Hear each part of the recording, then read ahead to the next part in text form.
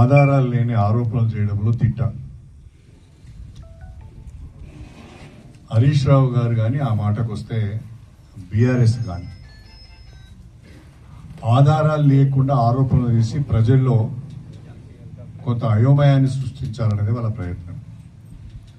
గత 2 సంవత్సరాలుగా ప్రభుత్వము కాంగ్రెస్ పార్టీ అధికారంలోకి వచ్చిన నాటి నుండి విమర్శలు చేస్తూనే ఉన్నారు.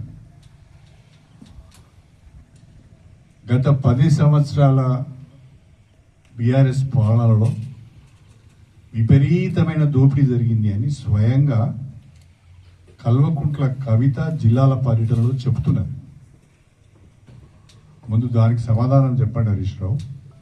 మీకు 100 ఎకరాల ఫామ్ హౌస్ ఉందని, మీరు వరంగల్ సూపర్ స్పెషాలిటీ హాస్పిటల్లో 1100 కోట్ల ఎస్టిమేట్ను 1700 కోట్లకు పెంచారు అని చెప్పి మీ పైన స్పష్టమైన ఆరోపణ కవిత చేసింది.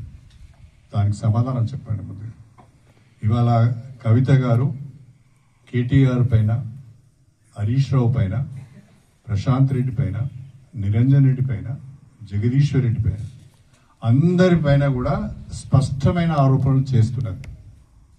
మీకు కాస్తంతనైనా సిగ్గు ఉంటే కవిత గారు చేస్తున్న ఆరోపణలకు సమాధానం చెప్పండి. ఎవరో కాదు, ఎవరిపైన అయితే ఆరోపణలు వస్తున్నాయో వాళ్ళు సమాధానం చెప్పండి.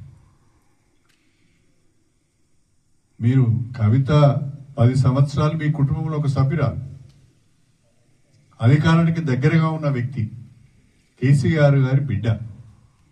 మాకంటే ఎక్కువ విషయాలు ప్రభుత్వంలో ఏం జరిగింది, కుటుంబంలో ఏం జరిగింది అనేది ఆమెకు తెలుసు.